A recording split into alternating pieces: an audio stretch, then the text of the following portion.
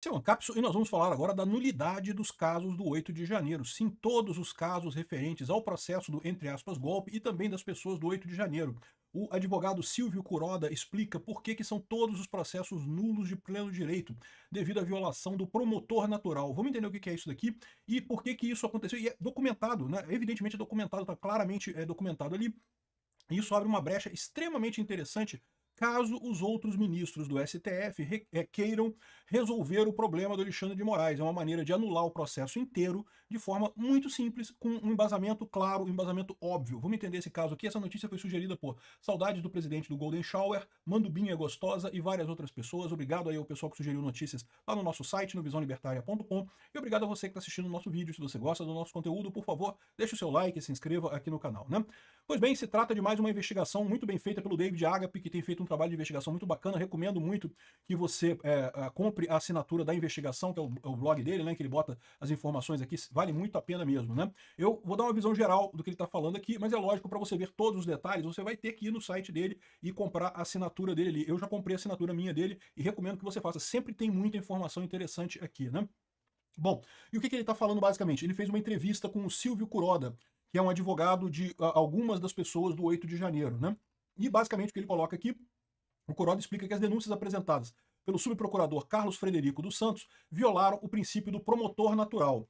A regra do juiz natural, todo mundo sabe qual é, mas o promotor natural também é uma regra reconhecida na doutrina do direito, tá? Ela está implicada aqui no artigo 5º da Constituição, no inciso 53. Ninguém será processado nem sentenciado senão por autoridade competente. Repara que fala claramente autoridade competente. Processado nem sentenciado, ou seja, está falando de promotor e juiz. O juiz natural é um termo mais conhecido, né? É aquela ideia de que você não pode escolher qual juiz que vai te julgar. As regras do direito brasileiro dizem que se você entrar com uma ação qualquer contra alguém, o juiz vai ser sorteado de acordo com uma regra definida. Pode ser sorteio, pode ser prevenção, pode ter uma regra específica para isso. O ponto é que você não pode escolher quem é que vai fazer, quem é que vai ser escolhido para julgar o caso.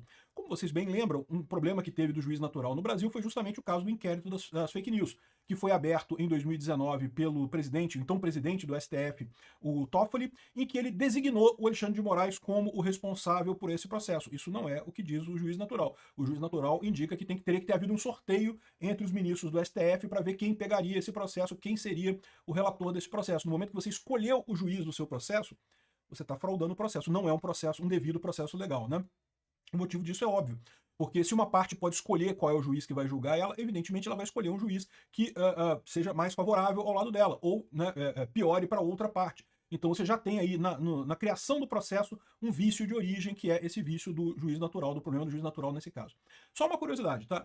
Na ética libertária, vocês sabem, isso é substituído pelo amplo acordo entre as partes. Então não existe o processo, não existe a garantia do juiz natural na ética libertária, no direito privado. O que acontece nesse caso é que ambas as partes escolhem o juiz que vai julgar o caso, e com isso você tem também a garantia de que você não vai ter uma parte, não vai ter um juiz que é favorável a um dos lados, né? É uma das maneiras de você resolver isso num sistema anarcocapitalista.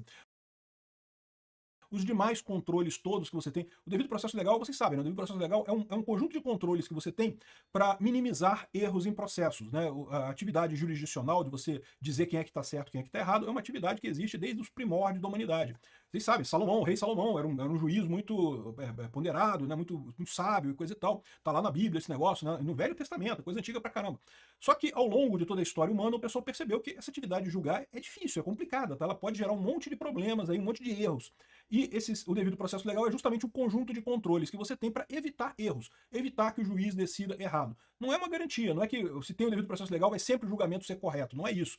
Mas pelo menos você evita os principais problemas que foram identificados na história. É uma série de requerimentos, a ampla defesa, o contraditório, o direito a uma segunda instância, uma segunda jurisdição. Enfim, tem uma série de passos que você define, uma série de controles que você coloca para evitar erros no processo. Um desses controles é o juiz natural e também o promotor natural. Porque lembra, o promotor é o cara que vai acusar numa ação penal, né? Então, numa ação penal, o promotor é o cara, digamos, o cara que quer condenar, é o cara que quer botar a pessoa na cadeia.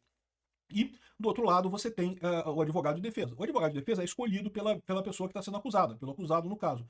O promotor não pode ser escolhido por ninguém. E, evidentemente, da mesma forma que existem juízes melhores e juízes piores, Também existem promotores melhores e promotores piores. Tá? Isso, lógico, eu quero dizer no sentido da sua ação. Para aquele caso específico, tem promotores que pegam mais nesse tipo de ação, tem outros promotores que têm mais o entendimento de outra forma em outra ação. Então, dependendo da ação, você tem coisas diferentes aí, né? Então, o princípio do promotor natural é um princípio importante também, dentro do devido processo legal aqui na justiça brasileira. E está aqui na Constituição, inciso 53, ninguém será processado, que é o caso do... Aqui, ó. Ninguém será processado, ou seja, é o promotor, e nem sentenciado o juiz, senão pela autoridade competente. Ou seja, se você determinar que a pessoa que apresentou a denúncia pelo Ministério Público, ela não é o promotor natural em um caso, o caso é nulo de pleno direito. Nulo, completamente nulo, nada se produz dele, né? Nessa entrevista exclusiva para a investigação, Kuroda explica as denúncias apresentadas pelo subprocurador Carlos Frederico dos Santos violaram o princípio do promotor natural, a regra que garante que todo acusado seja processado por um promotor com atribuições previamente definidas em lei e não por alguém designado para um caso específico. Essa atribuição cabia à então vice-procuradora-geral da República, a Lindora Araújo. A Lindora Araújo, vocês sabem, ela tomou várias decisões, inclusive ela foi uma das promotoras que brigou contra o inquérito das fake news, teve uma série de problemas com o Alexandre de Moraes, e ela nunca abriu mão dessa função. Por isso, segundo Kuroda, as denúncias de Carlos Frederico não têm validade. Ele cita portarias publicadas no Diário Oficial, aí tem imagens aqui no coisa, que mantinham Lindora como titular das ações no STF e apenas criavam um grupo de apoio coordenado por Carlos Frederico, sem lhe conferir poder para oferecer denúncias. Ao ignorar esse limite, o STF abriu espaço para um tribunal de exceção, no qual promotores e juízes são escolhidos a dedo. O Alexandre de Moraes foi escolhido pelo Toffoli, né, porque tudo isso aqui, o que acontece? Existe uma regra do direito que é, se você já está analisando um caso, então você é prevento daquele caso, ou seja, você vai ser chamado para tudo que tem derivado daquele caso. E o Alexandre de Moraes foi escolhido para o inquérito do golpe, coisa e tal, por prevenção, porque ele já vinha desde a época do inquérito das fake news, sendo prevento nisso, e no inquérito das fake news, como é que foi essa escolha original dele? Não foi por sorteio, foi porque o Toffoli indicou. Então, o Alexandre de Moraes, ele já está violando o devido processo legal nesse caso, e também o fato de que o Frederico, né, o Carlos Frederico, indicou essa ação, também violaria esse princípio do promotor natural. O afastamento de Lindora surge como uma manobra, em tese inconstitucional. Ela já havia se posicionado contra investigações de cunho político e entrou em choque com Alexandre de Moraes em diversas ocasiões, defendendo suas prerrogativas. Tentou encerrar o chamado inquérito das fake news, e isso é verdade, eu lembro, eu fiz vídeo sobre isso, ela pedindo para encerrar o inquérito, porque, de novo, é o que eu falo para vocês, todo mundo sabe, inquérito que não acaba nunca é inquérito de ditadura, não tem esse negócio não.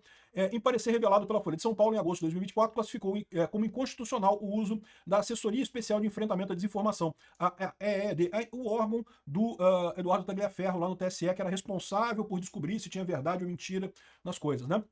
Que passou a atuar como polícia investigativa, foi o que aconteceu de fato. O documento pedia anulação das medidas baseadas nos relatórios da AED e advertia que o judiciário não pode investigar crimes de ofício. Por quê? Porque isso é atribuição do Ministério Público, né?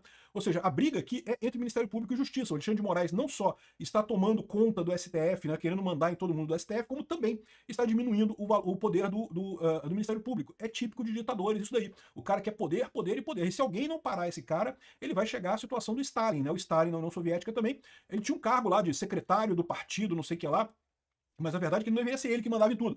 Mas no final das contas era ele que mandava em tudo. E por quê? Porque todo mundo ficava quieto, todo mundo tinha medo do Stalin, ele tinha um mecanismo de repressão enorme lá, mandava matar milhares de pessoas por dia só por esporte, para qualquer pessoa que fosse contrária a ele morrer, e ele mandava aviso para os outros, então ele mandava em tudo. É mais ou menos o que o Alexandre de Moraes está se tornando aqui no Brasil, né? Aqui, ó. Apesar do afastamento informal da vice-procuradora, ou seja, foi criado esse grupo para investigar o 8 de janeiro, a prerrogativa de apresentar a denúncia era dela. Caminho para o qual o então procurador-geral, o Augusto Aras, colocasse Carlos Frederico à frente da força-tarefa do dia 8 de janeiro, essa designação, no entanto, não conferia poder legal de apresentar denúncias. Mesmo assim, ele se tornou o rosto público da acusação e, como resultado, chegou a figurar na lista tríplice do STJ. Em 10 de julho de 2025, porém, o presidente Lula nomeou a Maria Marluce Caldas Bezerra, promotora estadual de Alagoas, para a vaga. Ou seja, o cara ainda se ferrou, ele achava que ia pegar a vaguinha no STJ, o promotor ia entrar no STJ, mas foi escolhida outra pessoa, né? Então, ele ressalta aqui que o fato de ter havido essa nulidade, isso anula tudo, tá? A entrevista é muito interessante, tem muito mais coisa aqui, tá explicando todos os detalhes, como é que funcionou, que ele já pediu essa nulidade desse processo no STF, mas o Alexandre de Moraes simplesmente anula, simplesmente ignora. Ou seja, falta isso chegar numa... Aqui tem as imagens todas aqui da criação do grupo, que não afasta a Lindora Araújo, ou seja, falta o resto do plenário do STF julgar esse caso e decidir essa coisa. E aí que eu falo para vocês, olha a oportunidade que tem o STF. Lembra que eu falei para vocês que essa era uma das alternativas que o STF tinha? Ah, faltou um carimbo aqui, faltou uma regra qualquer aqui, a gente pega um negócio aqui que tá errado e anula o processo do Bolsonaro e do pessoal do 8 de janeiro, anula a porra toda. Pronto. Tá dado o caso de nulidade aqui. É só alguém no STF com coragem. André Mendonça, tô falando de você. Obrigado por assistir o vídeo até o final.